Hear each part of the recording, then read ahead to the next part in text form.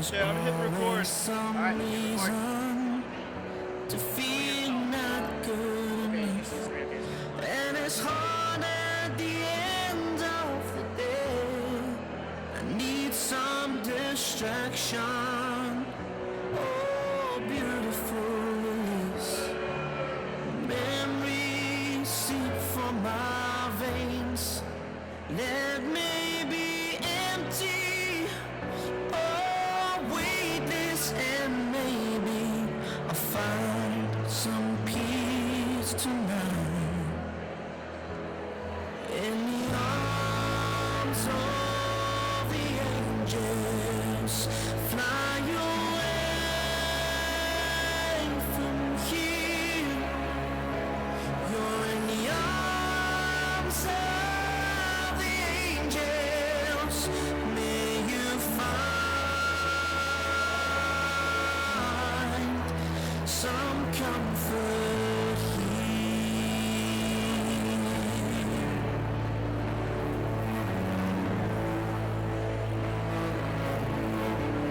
So tired of the straight line.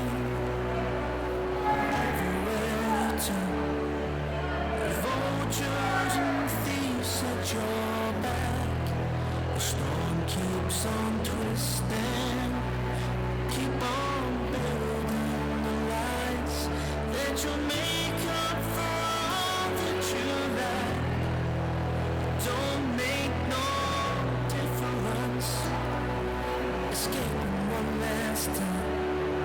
It's easier to believe in this sweet madness, all this glorious sadness that brings me to my knees. In the arms of the angels, fly away from here, from this dark cold hotel, and the endlessness that you feel. You are pulled from the wreckage of your silent reverie. You're in the arms of the angels. May you find some comfort here.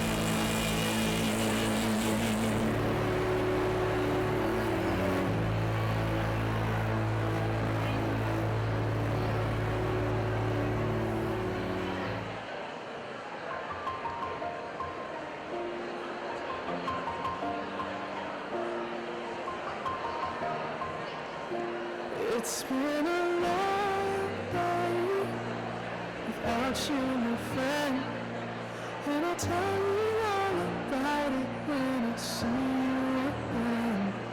We've come a long way from where we began. Oh, I'll tell you all about it when I see you again. When I see you again.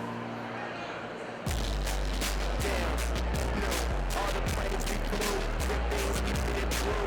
If I was standing right here talking to you, got another path. I know we love to hit the road and laugh, but something told me that it wouldn't last. Had to switch up, look at things different, see the bigger picture. Those were the days, hard work forever pays. Now I see you in a better place, see you in a I talk about feelings, feelings all that we got. Everything I would do, you were standing there by my side. And now you told me you'll be for the last ride. It's been a long day without you, my friend, and I'll tell you all about it when I see you again. We've come a long way from where we began. We started. Oh, I'll tell you all about it when I see you again. Tell you. When I see you again.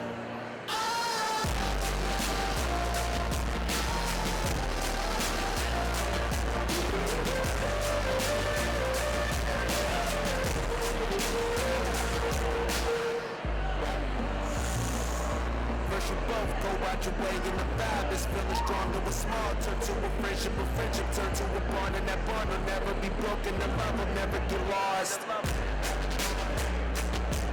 we're brothers, we'll come close to the line will never be crossed. Established it on our own when that line had to be drawn, and that line is where we reach. So remember me when I'm gone.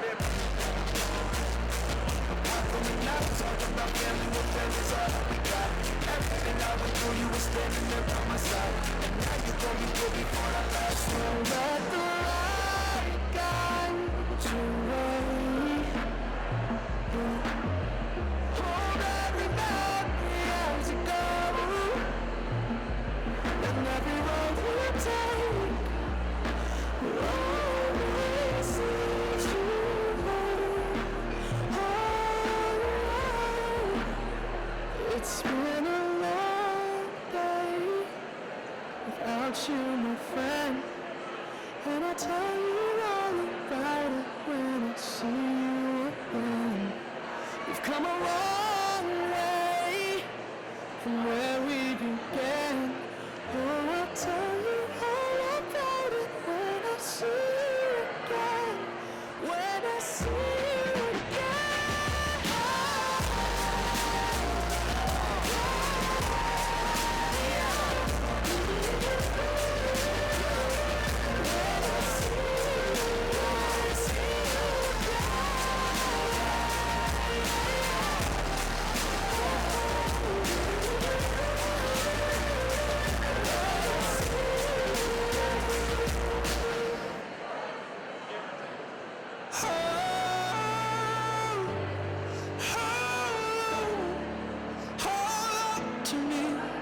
I'm a little unsteady,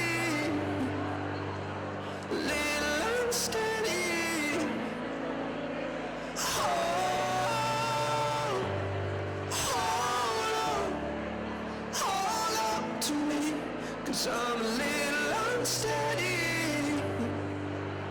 little unsteady.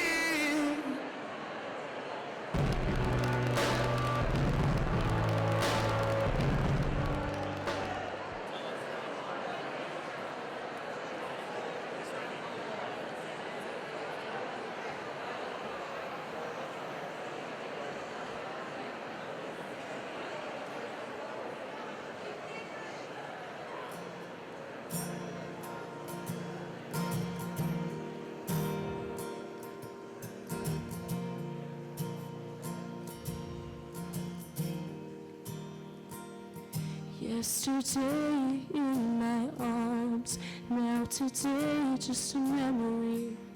I know you didn't mean any harm, but I wish you were here with me.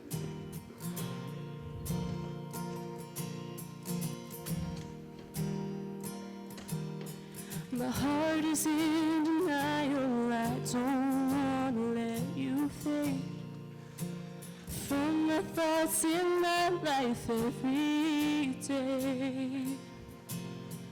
And young with the world at your fingertips, you slipped right out of mine. The only grasp I have on you are the memories, but with time they will fade. Frozen in time, torn away from the life you left behind.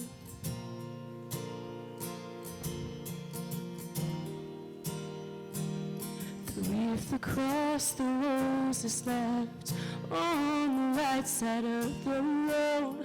Stuck at age 18, a heart that will never grow.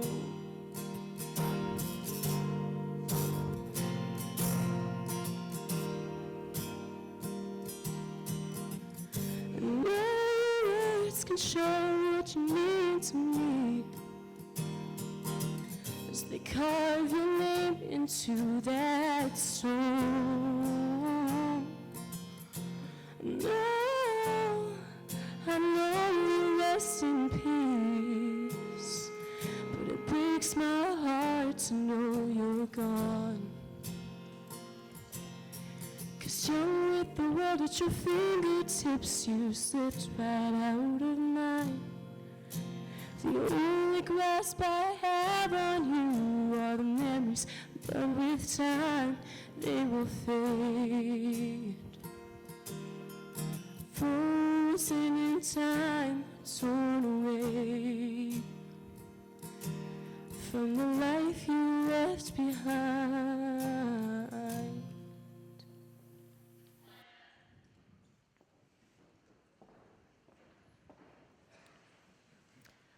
We are here today, not by choice, but because the unthinkable has happened.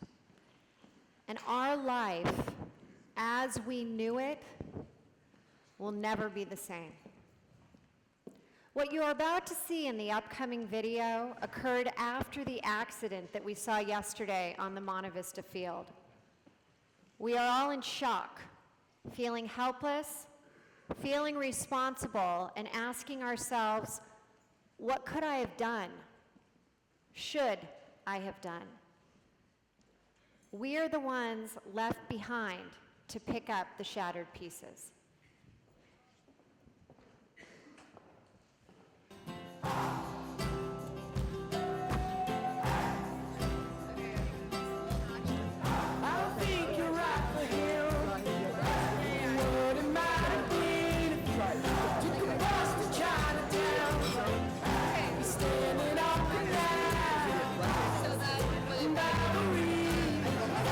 Guys, what are you doing here? Yes, guys. How are you? You doing math right now? Yeah. Tonight, really? Out of all the nights you can do math, you're doing it right now. Seriously. Congrats on SDSU. That's huge. Good job. Awesome. I'm going to Boise State in Idaho. Yeah, go Broncos. What did you guys order? What are you getting to eat? Oh, okay, guys. Let me go check on them for you. Thank you. Yeah.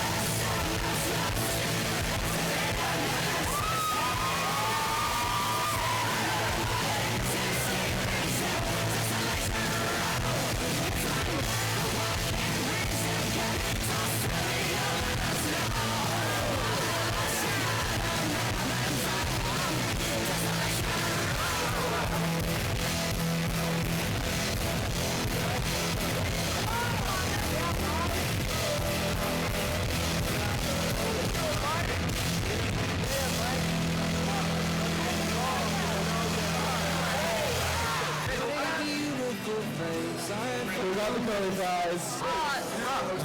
No, I'm a food runner now, so I just make a lot more money. It's gonna help with college. Awesome. Another curly fries? I usually get off in like 30 minutes, so around 30 more minutes.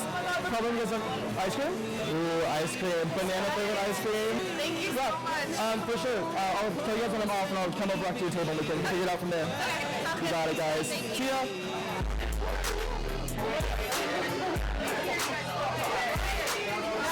It's so good right now. The calls are coming. We need to go. We need to go. Dude, text. Alright, yeah, let me text.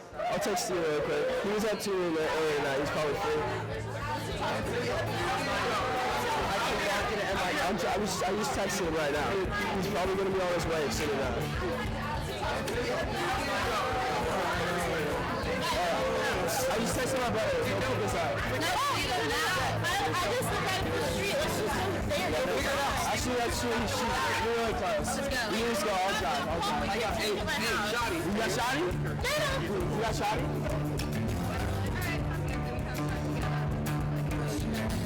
Guys, I just got off my shift. Do you still want to do ice cream or no? It's a little late. Wait, hold on. My brother just texted me. He's at a party and he needs to come pick him up. Is that okay? I drove my truck. Okay, perfect. I'll tell him we can come pick him up. Am I enough room? Like, can I fit in your car? It's the truck. That's fine. Oh, okay. Let's go.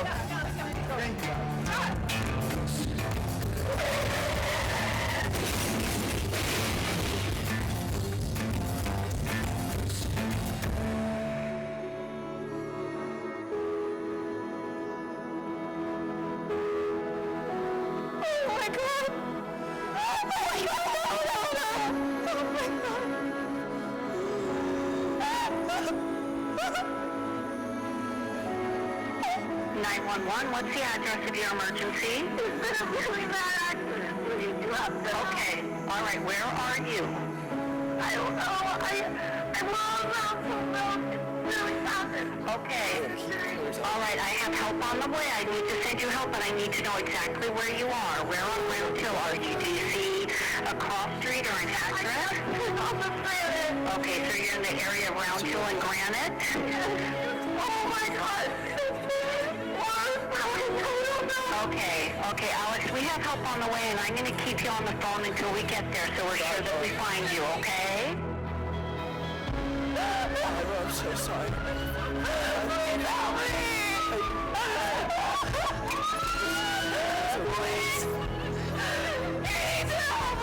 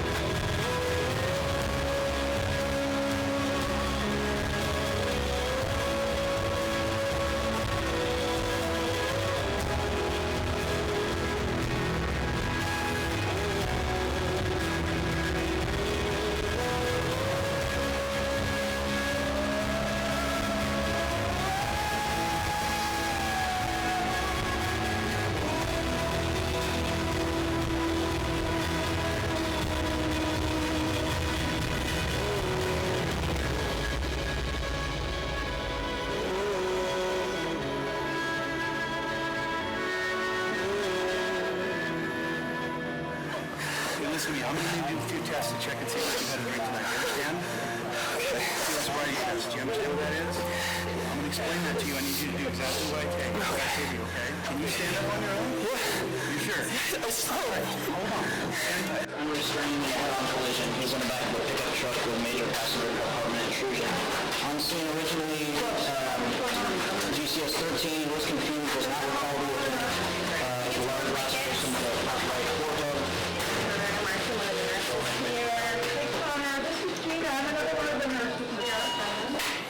When I tell you, you're going to take either your right hand or your left hand, tip of your finger, touch it to the tip of your nose, and turn it back down. Tilt your head back, close your eyes. Right. What? Right here. Hand. Here, what about this hand? Please, can you wiggle your toes for me? Good, good, good. All right. So what do we have for IV access? 18 gauge and a left AC. All right, so I'm going to stick an IV on him, please. Okay. You got any math? Yeah. What's working right now?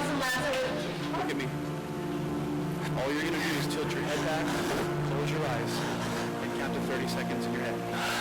Say it out loud. Focus. You understand the test? Go ahead and try that. 1. Now in your head. You need to listen to the direction. So Dr. Orlando, it's been 20 minutes since we've been doing CPR. Okay, let me take a quick look at the old sound. Let's get a number real quick. Give me a paper. All right. Pay attention. Don't start the test until I finish. You're going to put your foot out in front of you, hold it above the ground, point your toe. If for any reason you lose your balance, simply put your foot down and start over where you left off. You understand the test? Yeah. Okay. Start with your right foot.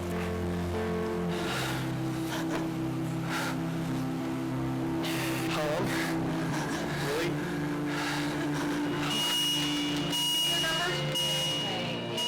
Okay, guys, cardiac stance a little longer. Okay, go ahead. No cardiac movement, guys. How long have we been coding him for now? It's been 22 minutes. Turn around, put your hand behind your back. Maybe interested for DUI. Alex. Stop. You're 18 years old. Alex. The legal limit is 0 for you. What did you do? All right, guys, we have one traumatic arrest, asystole, no heart motion on the monitor. Time of death? 1201. 1201. Have a seat. I need to see my Go brother. ahead and have a seat.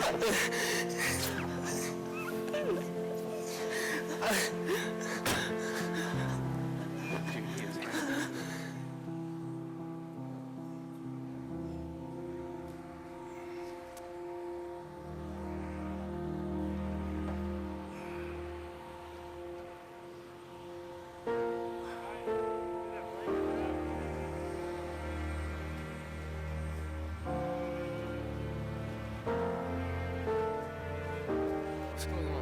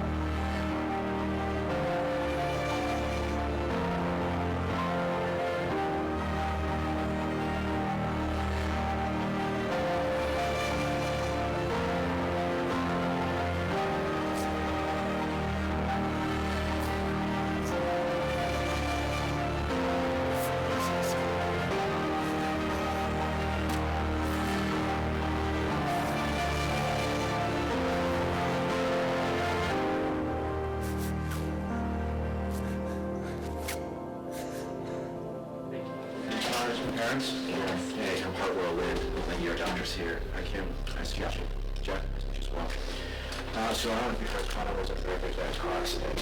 He came in critical condition. He's dying. He says heart stopped beating. We did everything we could. Try to do CPR, try to get him fluids. Basically, anytime someone suffers a one trauma and their heart stops, the survivability is really zero. Sorry to deliver the news. We're cleaning him up right now. And definitely allow you guys to come back and see him.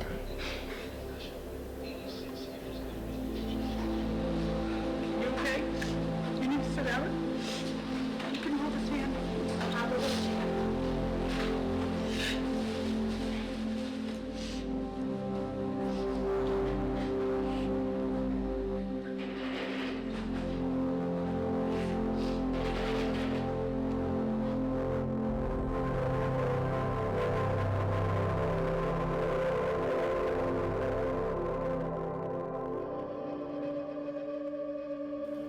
Michael. So not only at this point are you going to be charged and booked for driving under the influence of alcohol because there was a fatality, it's also going to be manslaughter, vehicular manslaughter, Penal Code 192. All right, so it's a very serious charge. I mean, there was life lost, and so we're going to transport you to Martinez Detention Facility, where you'll be booked for that, and it's a heavy thing. I mean, it's most likely going to come with quite a bit of prison time, and you know, I don't know exactly how it's going to go. It's up to the judge, but most likely going to involve quite a bit of prison time. There's also a lot of fines associated with this. The state's very serious about driving under the influence and all of that, so there's extremely steep fines that come associated with that. And it's very serious. You understand that? All right.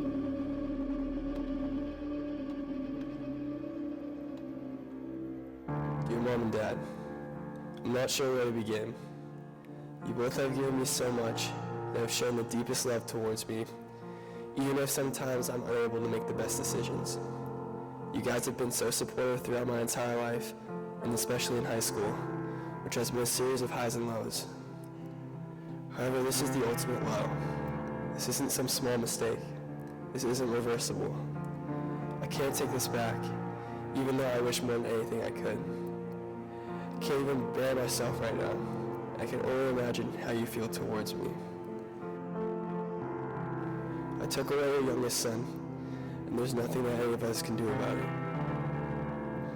You both have raised me so well, and I have, in just one night, soiled the Kalari name. You said to me so many times that you wouldn't be angry if all I did was pick up my phone and ask you guys to bring me home. I could have sworn that I was going to make it back safely. At the time, it didn't seem that far to me at all. I just wish so much that things were different.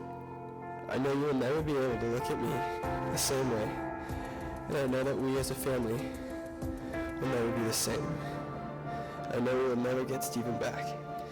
Stephen was the greatest younger brother that any older brother could have asked for. I know that sorry isn't enough, but I'm so sorry, Mom and Dad. I love you both so much. I'm so sorry.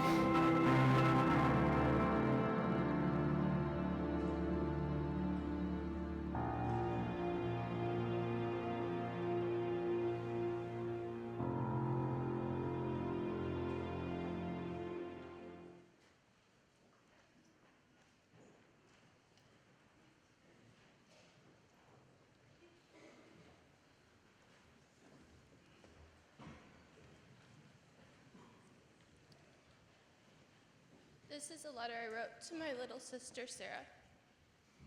You and I were in a fight the day you were killed. It was over something stupid, something that is so irrelevant, especially after hearing that knock on the door. A knock so loud I could feel it in my chest. When they told us you were killed by a drunk driver, everything started racing through my head. Our memories, our laughs, and our last words. I'm your big sister. I'm supposed to protect you, defend you, and look out for you. I did all of that, but there are some things that I just cannot protect you from. You knew the dangers of drunk driving and distracted driving, but your life was taken by someone so selfish and so reckless.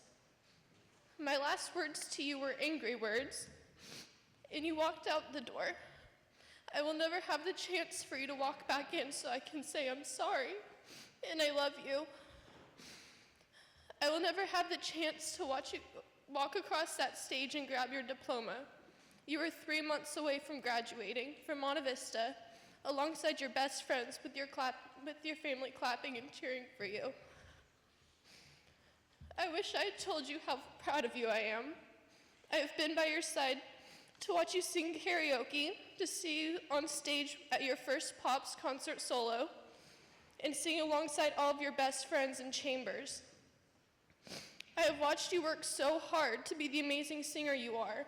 I wish more people had the chance to see your talent. You were off to do big things after you graduated this year. You're going to show the world how musically talented you are. I miss you, Sarah. The house is so quiet without you coming home and telling a hilarious story. Your singing guitar playing filling the house, and you laughing with me. I really miss laughing with you, Sarah. I don't think I will ever laugh the same without you. I love you so much, and I hope in the short amount of time you're on this planet, you knew that.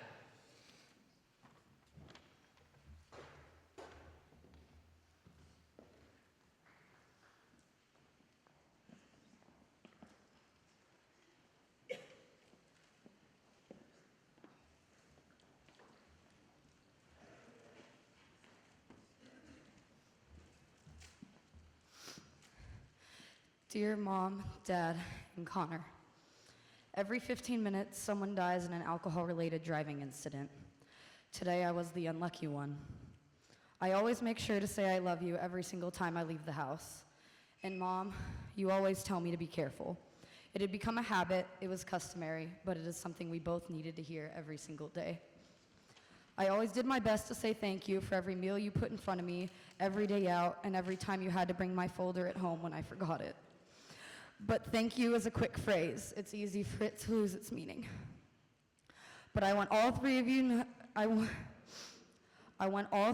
know that every I love you and every thank you came from the bottom of my heart every single time. Obviously, you can't choose family, so I won the lottery with ours. I have been so fortunate to be raised by 3 incredible people. Dad, I will never be able to thank you for everything you have done for me. You were always one to push me to follow my dreams, even if it was something I didn't have a natural talent for.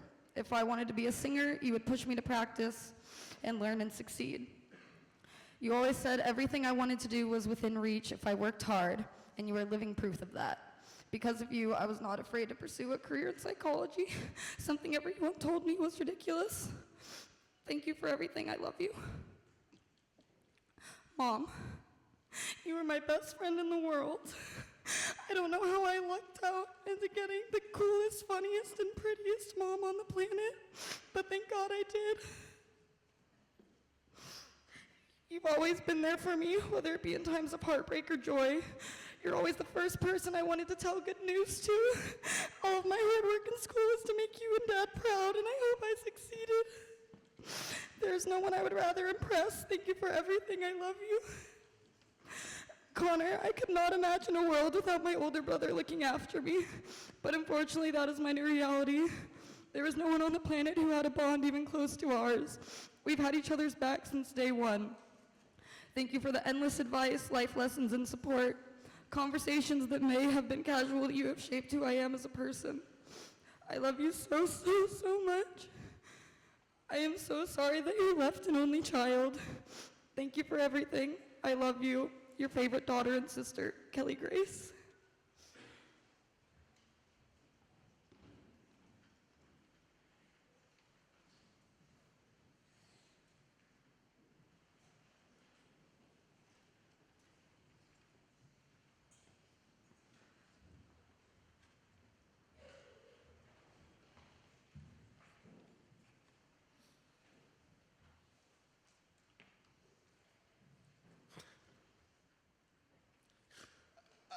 I have the best job in the world. I get to come in every day and spend my time with, like, truly the most amazing people that you have either raised or you have sat next to in your other classes. And not only do I get to teach them about theater or video production or how to build a set, we get to talk about life, and I get to know them. I'm fortunate that some of them choose to keep taking my class and come back, some for as many as 4 years. And when I was asked to come up here and talk about the students that I've had, I looked at the list of the Walking Dead and realized how fortunate I was to have such amazing kids come through my life, but even ones I hadn't had in class. There are students here at this school that smile at me and say hi every time they see them, that we talk together when we're at a basketball game, that come to see every one of our shows. And they make up this amazing community that we have. I thought what was poignant about what Michael said is that such a simple choice, in one moment we can change everything. And that's all I hope that any of you can take from this, is to stop and think about the choices that we make. That there's not a parent here who wouldn't rather get a phone call from you at 2 in the morning needing to be picked up than having to go down and do what the Bruces or the Kalaris had to do. And you need to remember that. You feel invincible. You feel like your lives are completely in front of you, and we can see very quickly that can end. I didn't know if I was going to be able to say anything here, so I reworked a little poem by an amazing author named W.H. Auden.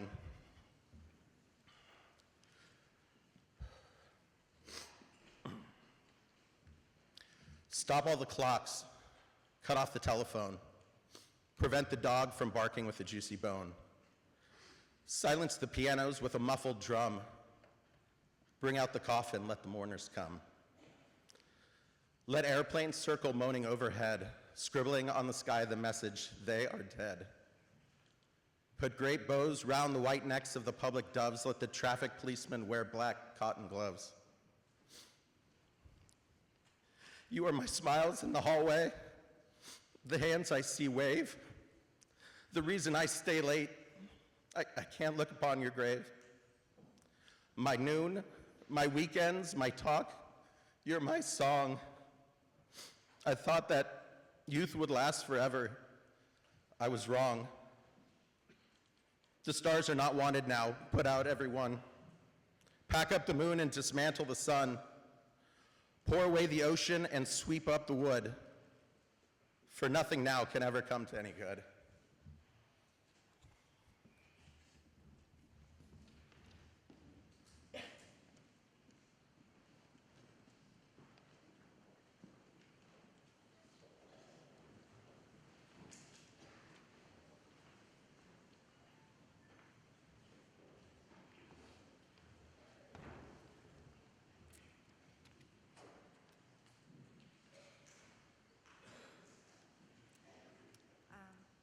I stand here today with a broken heart, completely not ready to have lost my baby boy.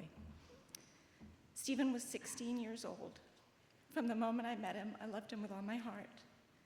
And over the last 16 years, we have watched him turn from a happy and content baby boy into a wonderful, kind, and compassionate young man. From the very beginning, Stephen has always jumped all in, no matter what he was doing.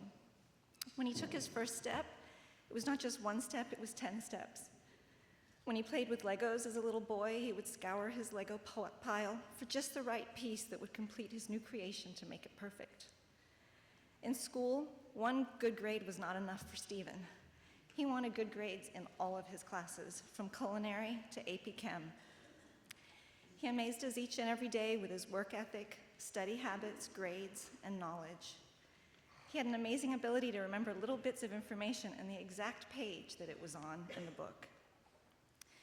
In this last year, we saw Stephen really enjoy the time spent with all of his different friends from school and in the neighborhood. He loved to play video games or kick the soccer ball around or listen to music or just hang out with his friends. There was never a time when we thought we would have to imagine a world without Stephen in it. His enthusiasm, his smile, his humor, and his motto that life is good has made our world so much brighter. I know that Stephen just wanted to keep his brother safe that night. I know he just wanted to help. He didn't do anything wrong. And I'm sure that no one expected it to end up this way, least of all Stephen and Michael. Stephen's entry into this world was not easy, but his departure from this world is the single worst thing that we could have ever imagined. There was so much life ahead of him, from the stack of mail that we seem to receive on a daily basis from colleges and universities that were interested in him, to the milestones that we were so excited to share with him. The possibilities for his future were truly unlimited. It is beyond our imagination that we won't get to see Stephen graduate from high school or college or get married or become a father. This is not the story we would have written for him. Our family will never be the same again. Say not in grief that he is no more, but say in thankfulness that he was. What I would give to have one more day with you, Stephen Clary. We love you forever, and we'll miss you every single day of our lives.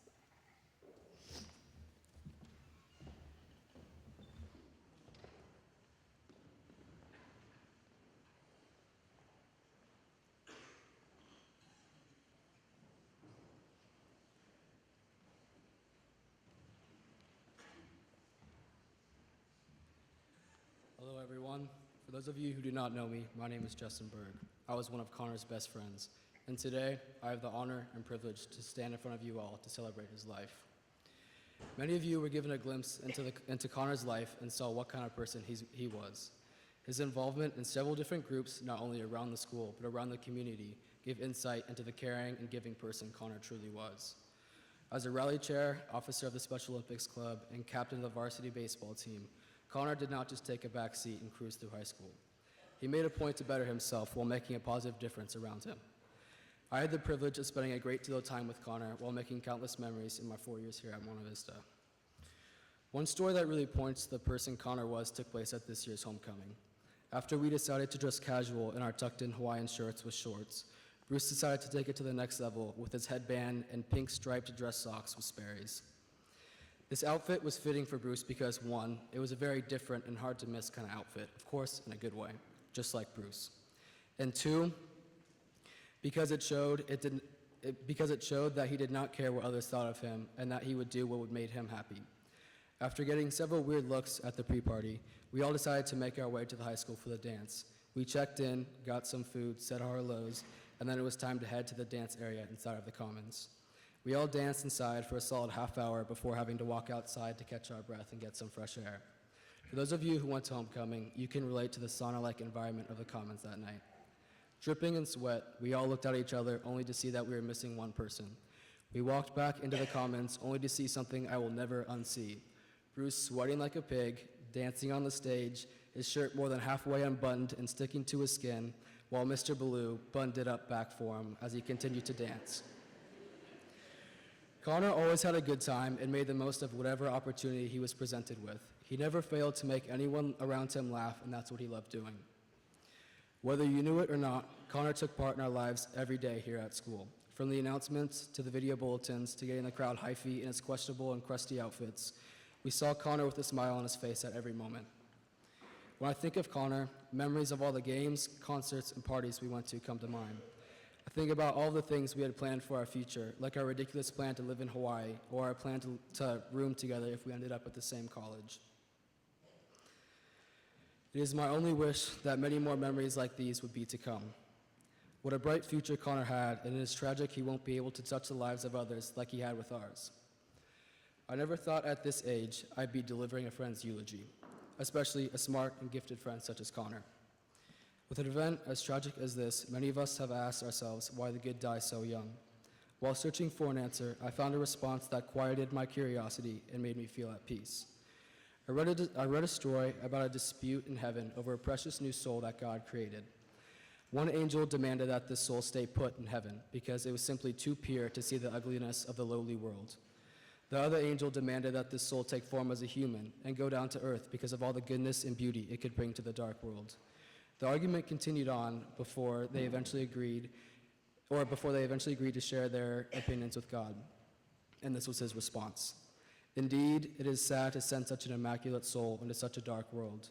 I only created darkness so souls like this one could transform darkness into light.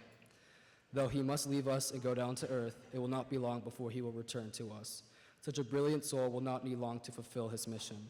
Soon, he will be free to come back to heaven. I believe Connor represented a soul such as this one in the story.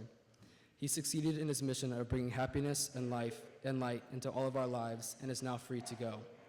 Having him here every day was a blessing, and I am thankful for the time I was fortunate enough to spend with him. Although his time here was cut short, Bruce without a doubt left some sort of impact on all of our lives. I will never forget the memories made with Connor, and I will always picture Bruce with a smile on his face. I believe that we will be reunited someday, and until then, I'm thankful to have had Connor take part in my life. Rest in peace, buddy. We miss and love you.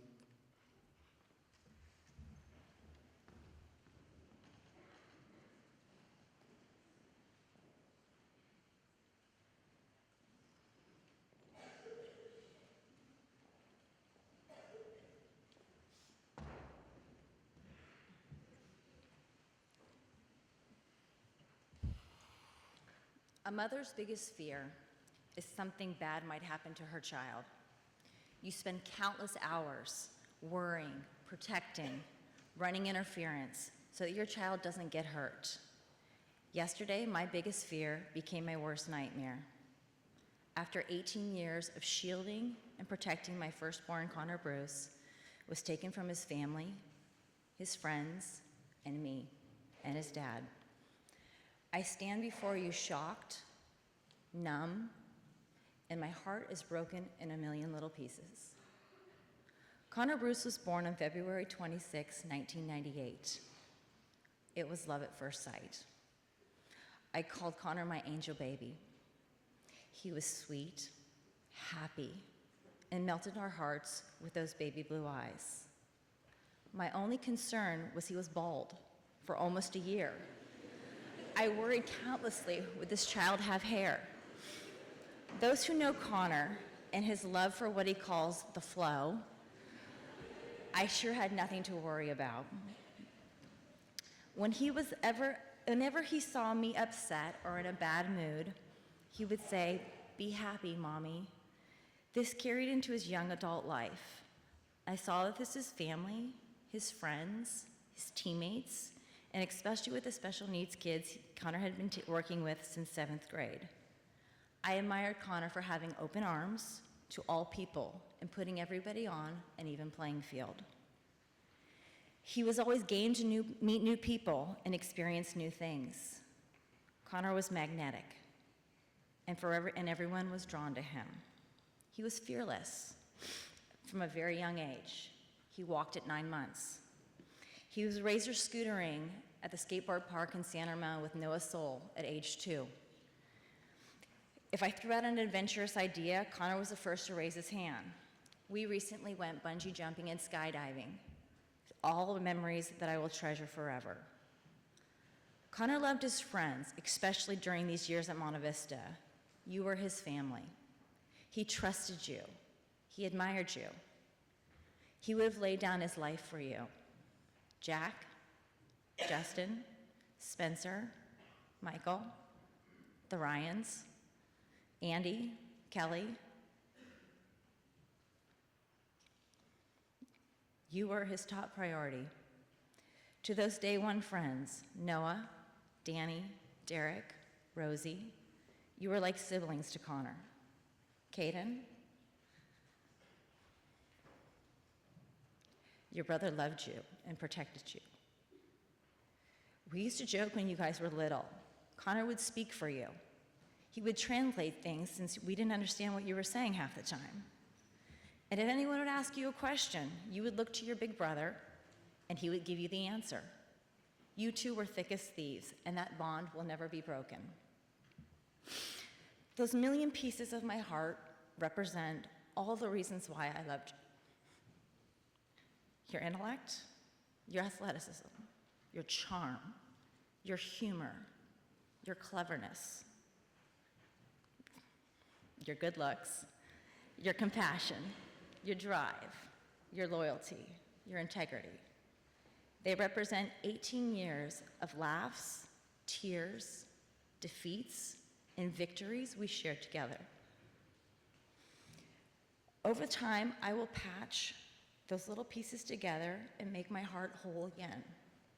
But each crack and each line will represent and remind me of how lucky I am that I got to be your mom.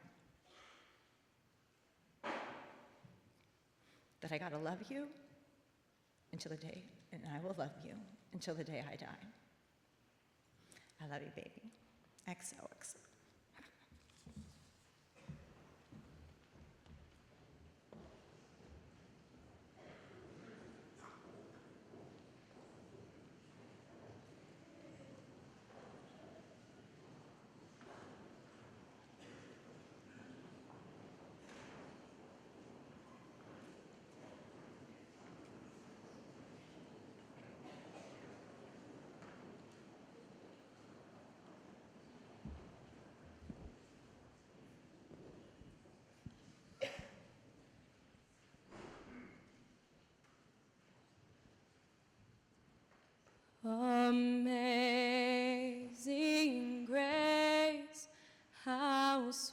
be the sound that saved a wretch like me. I once was lost, but now am found. Was blind, but now I see. 'Twas grace that taught my heart to fear, and grace my fears relieved. How precious did that grace appear the hour I first believed.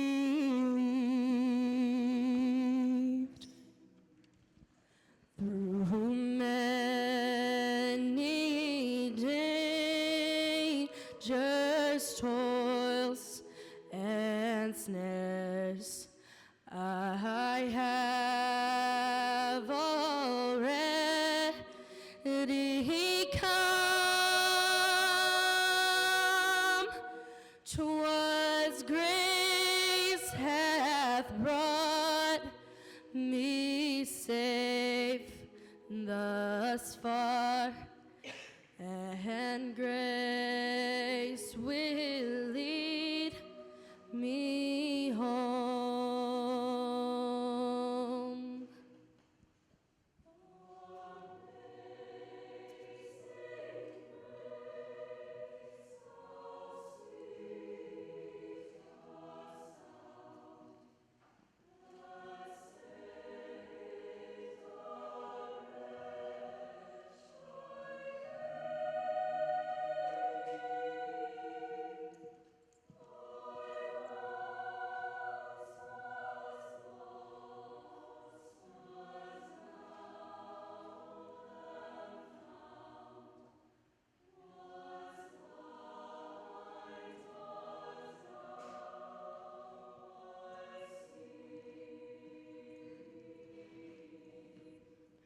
Was blind, but now I see.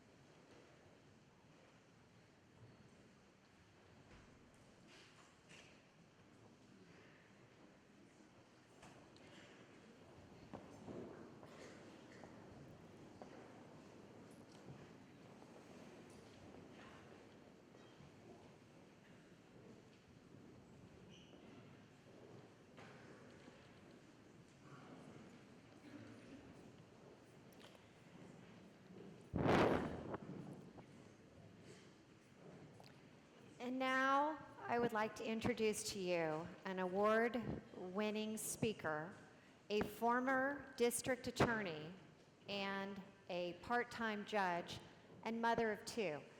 Please help me welcome Wendy Reynolds.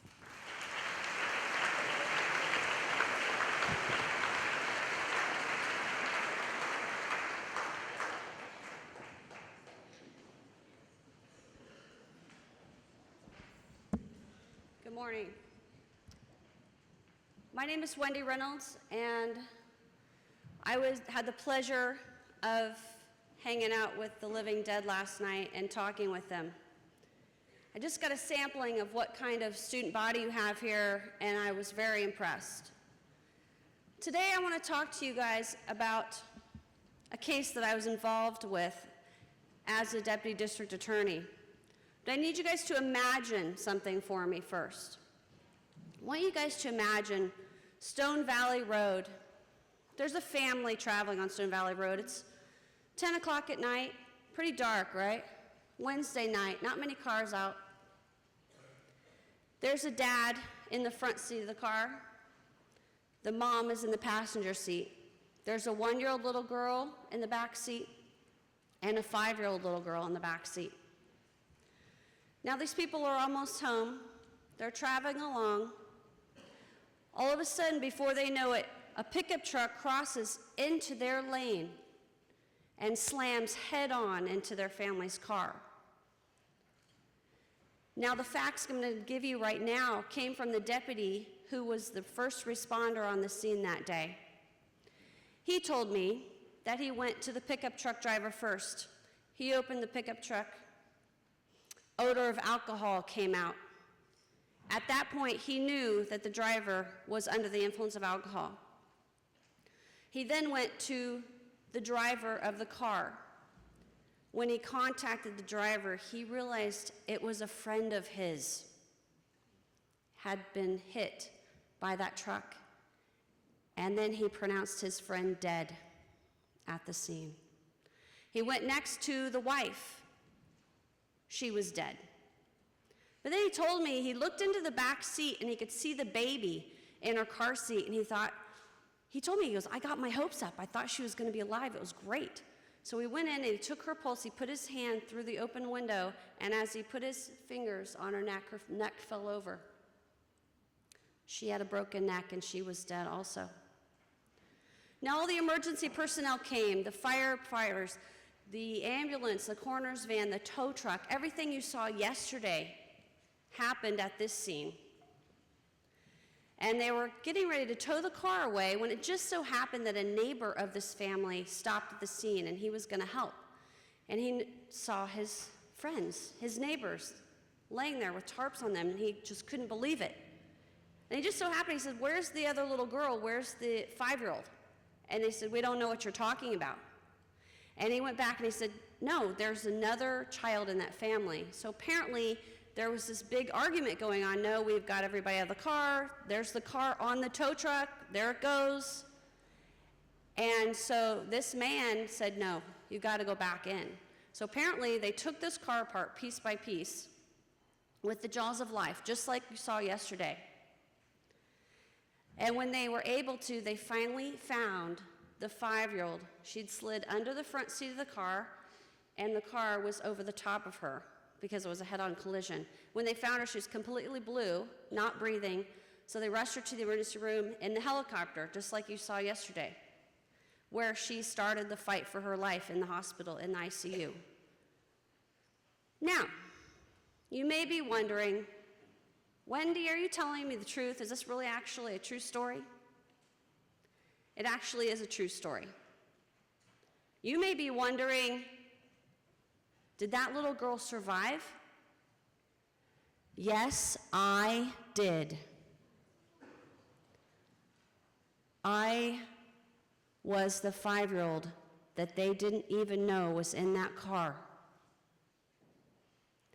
I was the 5-year-old who 1 minute had a mom, a dad, a sister, a family, and just like that,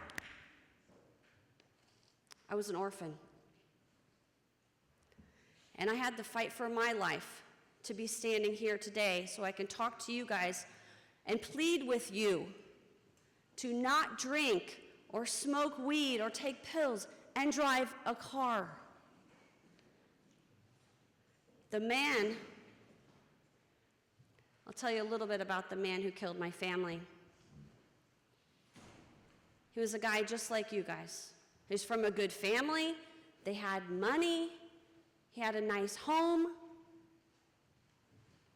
But just like Michael had a chance to make a great decision and not drink and drive, Michael played a role for us yesterday.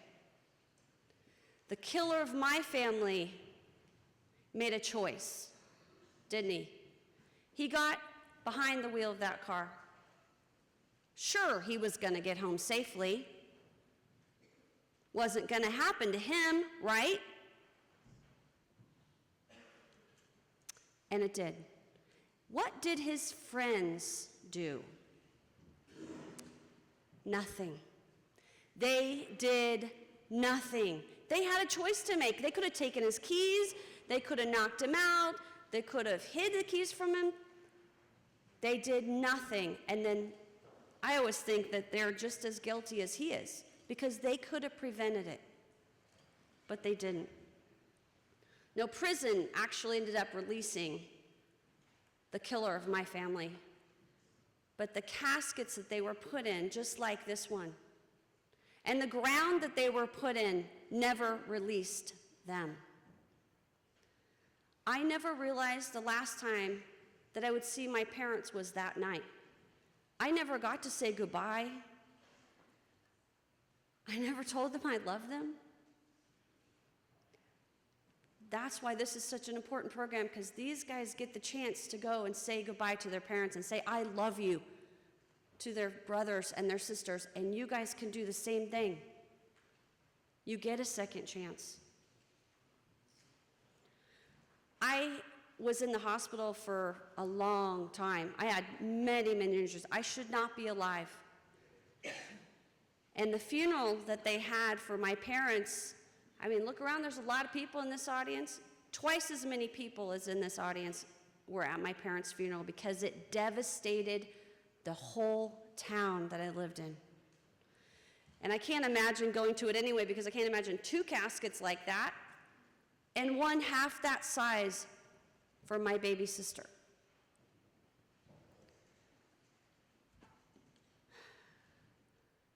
It's unimaginable, isn't it? I always tell people, if it didn't happen to me, I wouldn't actually believe it. But it did. And you know the worst part about it, the thing that makes me really angry, is it didn't have to happen. This was preventable. The killer had choices that he could have made instead of driving, instead of killing. He intentionally drank.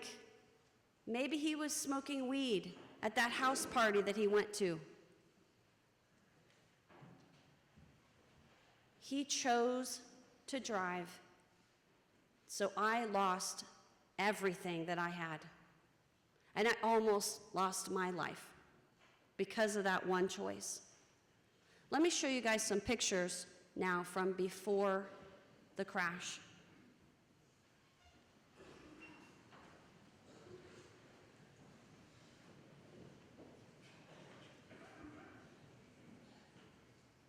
This was my mom and my dad at prom. You guys are getting ready for prom, aren't you? This was their prom picture. They were high school sweethearts. It's their wedding day.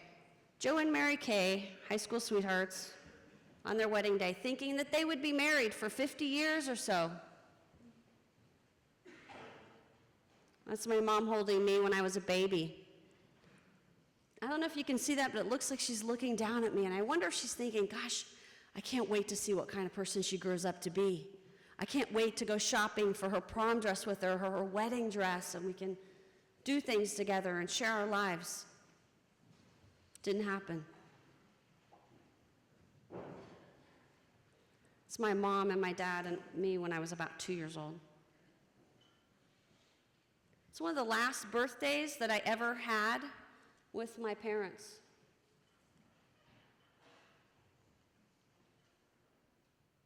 It's one of the only pictures that was ever taken of the four of us. You can see my little sister was still a baby at that point, maybe a little bit younger than she was. Oh, gotta get the Kleenex ready. This is the picture that hurts me the most because it was taken about a month before the crash, and my sister and I were looking for our Easter baskets. Look how I was her older sister. I was supposed to be there for her for the rest of her life and help her. It didn't work out that way. That's what she looked like when she was killed. That's the only family portrait I have. It looks kind of odd, doesn't it? Because my parents didn't have time to get a family portrait taken. So my sister and I's pictures are superimposed on the top of my parents' engagement picture. And that's what I looked like before the scar on my head, before the crash. And that's what my sister looked like when she was killed. Like I told you, it was a big, big thing that happened in my town. Big news. Parents dead, girl 5 listed as critical. 5-year-old Wendy Reynolds remained in critical condition. I don't know if you can read that.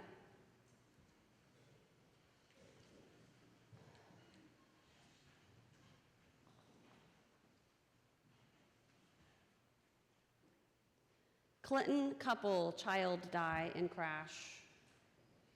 All right, guys see the pickup truck? Look on to your left of the screen. That piece of metal on the right was our car. That's where my mom was sitting. Doesn't even look like a car. Now you know why they couldn't find me. Route 10 auto crash kills 3. Oh, this is an interesting one. Bravery, a girl named Wendy. I don't think I was brave. I think I was a survivor. I think I was a miracle. I don't know. I shouldn't be here.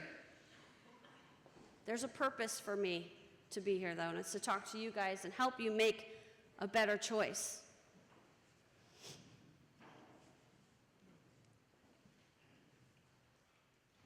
So I want to change gears on you a little bit right now. We'll talk about making choices. We make hundreds of decisions a day. You don't even think about them. What are you going to wear in the morning? What are you going to eat? Are you going to hit the snooze button? Who are you going to text? None of those matter. They're not going to affect anybody's lives. The most important decision you will make in your lifetime, at prom, in college, when you're an adult, those times when you have to decide how you're getting home. Are you going to drink? Are you going to smoke weed? Are you going to take pills? Or are you going to stay sober? How are you getting home from that house party? Who are you riding with? What have they been drinking? What have they been smoking? Those are the decisions that can affect your life forever. It's the difference between life and death, and it's the difference between going to college and going to prison. Really is that one choice. Now, I know what you guys are thinking. You're all, hey, I'm a good driver, right? Hey, I got a lot of money. I can get away with it. I can pay off the lawyers. We got good lawyers on our team. Doesn't matter. It doesn't matter how much money you have. It doesn't matter. Everybody thinks they're going to get home safely. The killer of my family thought he would get home safely. Why? Because he'd done it before. He'd gotten home safely before. Why wouldn't he get home safely again? It doesn't work like that. He didn't have a plan to kill my parents, but it was a result of his one choice. And he could never go back and do-overs. Like Michael was saying in his letter, he would do anything to have a do-over. He'd do anything to take it back. But that one choice is something that you can't take back. The result of it are injuries, death, and prison. But there are ways that we can stay safe. We don't have to drink, we don't have to smoke. And if we do, how are we going to get home safely? Don't drive. Don't ride with someone who's been drinking or smoking weed. Designated driver, someone who stays completely sober for one night. Stop your friends. Take their keys. Do what it takes to keep your friends safe. You know, now we have Uber, right? We can call Uber for a ride. We've got cell phones. And if you guys are at a party where there are parents there or hosting, and they say, you know, we could just spend the night, and the next day you can get up and leave. The next day, you guys are probably still under the influence. You need to stay safe. We have cell phones now. You can call someone for a ride, anybody who's not at that party, right? I'm gonna go out on a limb here, though, and I'm gonna give you 2 guarantees while I'm standing here. Your first guarantee for today is that your parents would rather get a call from you than a call from the police or the coroner or the hospital. Guarantee number 2, I guarantee that your parents would rather come and get you and pick you up at any time of the day or night than go to the hospital or the morgue and ID your body. My grandparents lived that nightmare. I am still living in that nightmare. Please do not put your family through that. I beg you to make a good choice.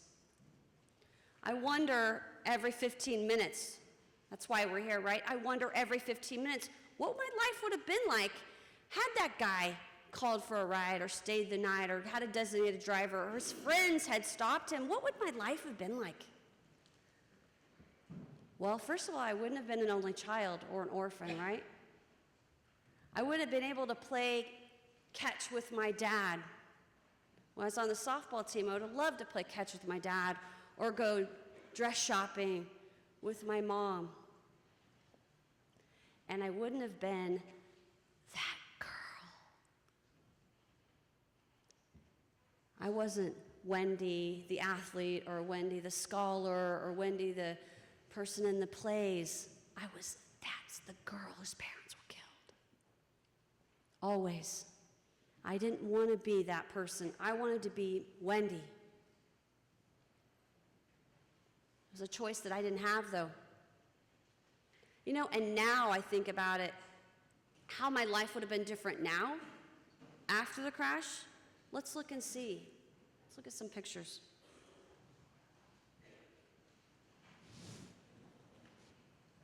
It's my wedding day. My mom did not help me pick out my wedding dress. My dad did not walk me down the aisle. I walked down the aisle by myself. The father-daughter dance, didn't have one. No father to dance with.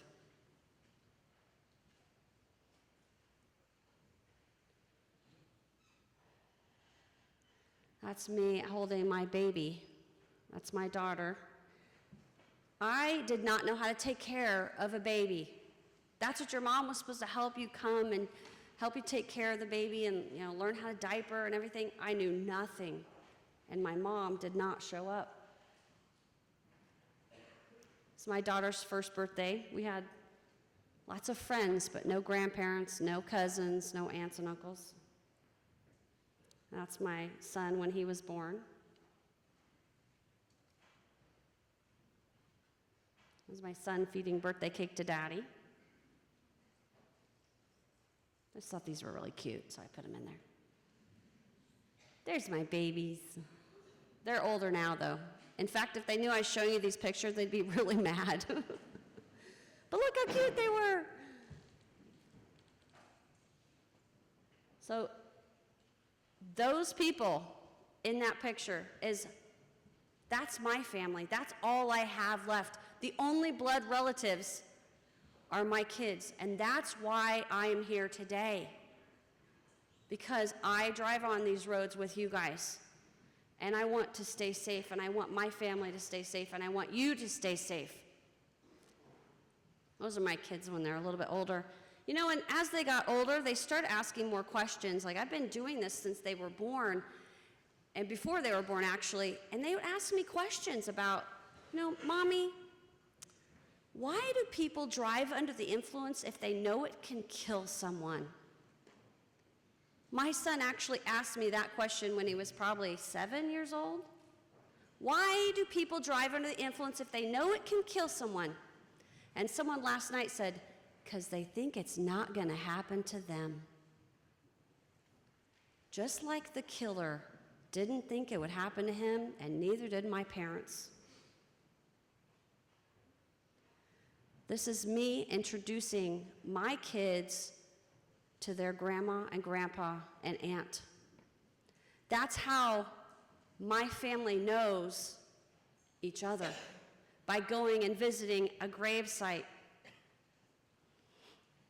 Life is about making choices, and some of them are not going to affect anybody, but the ones that matter the most are how are you getting home from that party? Who are you riding with? What have they been doing?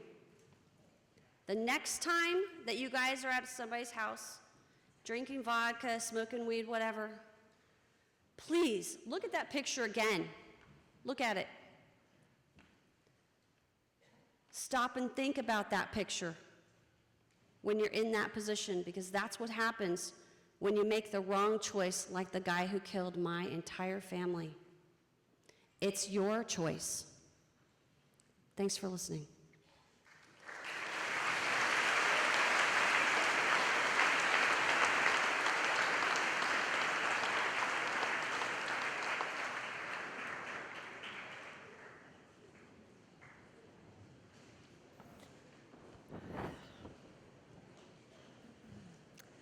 The last 2 days have been filled with emotion. We witnessed the collision on the Monte Vista field and the funeral today of Connor Bruce and Stephen Kalari. We have seen when someone makes the choice to drink and drive, a fatal accident can occur. I ask Connor and Stephen to stand. You boys represent all of those that we have lost in this school, in this district, throughout the state, the country, the world. The people that die every 15 minutes from an impaired driver. Please continue to stand. I ask Wendy to stand. She stands for those that can no longer stand for themselves. They are gone forever. She stands for all of the lives that are left behind. I ask the parents and the family members and all that are involved to stand up. You represent those that love us no matter what choices we make. You are also the ones who suffer the most when the choices bring tragedy and suffering into the family circle. I ask you in the audience to stand who have been a victim of an alcohol-related accident. Stand if you have had a relative or a friend involved in such an accident. Stand if you have seen the living dead, Connor, Spencer, Stephen, in the halls, at a basketball game, a dance, in a class.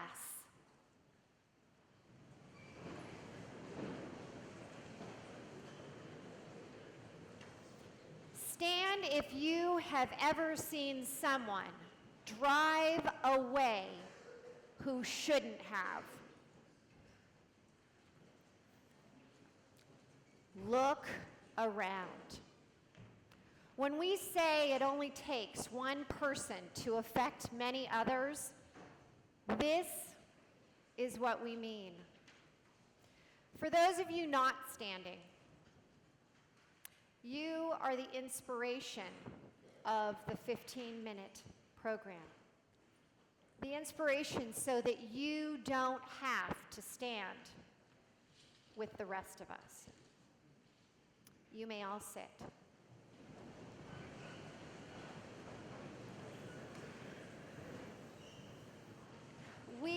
are the lucky ones. We're the ones who get to go home and get to go on with our lives today. Yesterday, the CHP and the chaplain came to my house to tell me that my daughter, Danielle DeCesar, had been killed. She's a living dead.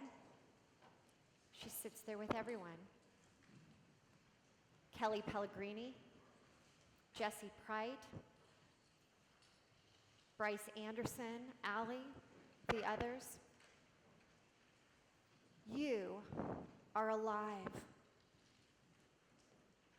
Jack Fryer, Bailey DeShane, Danielle Brayton, and the other crash victims, you get to go back to class today. Spencer, you get to walk. Michael, you're not going to jail. You're not going to have the nightmare and the regrets that would eat at you forever about killing your brother. Your parents, they get to go home tonight and hug Stephen and Michael. But from this point forward, you all have a responsibility. Take the keys away from someone who you know should not get behind the wheel. If someone is impaired by anything, alcohol, weed, impairing drugs, and they are not 100% sober, don't let them drive. Our program is over, but really it's not.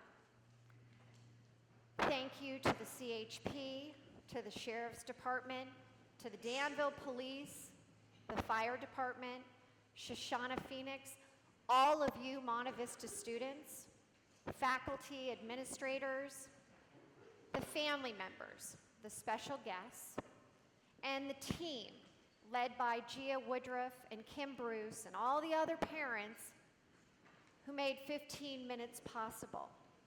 Hundreds were involved to bring this program to you. We've all been moved by the images, the emotions, the words, and the experiences of the last 2 days. And it truly is time to take a stand. I want you all to stand up if you are 100% committed to a no tolerance policy of driving while impaired.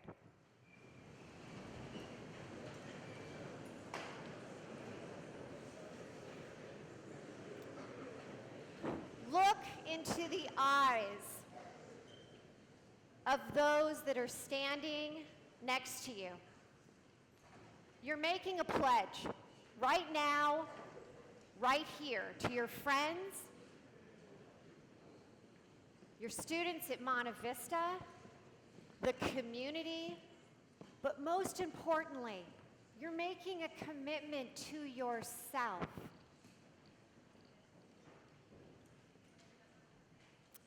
As we conclude, in the back, there are flash drives to take. The presentation will be given to you. And you're going to be going back to your fourth period classes to get your stuff and go on to lunch.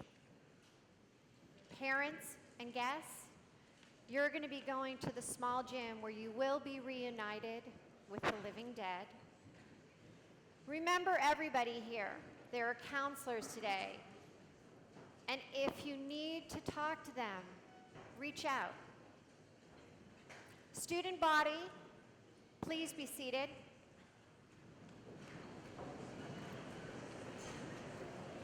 Now I'd like to say thank you.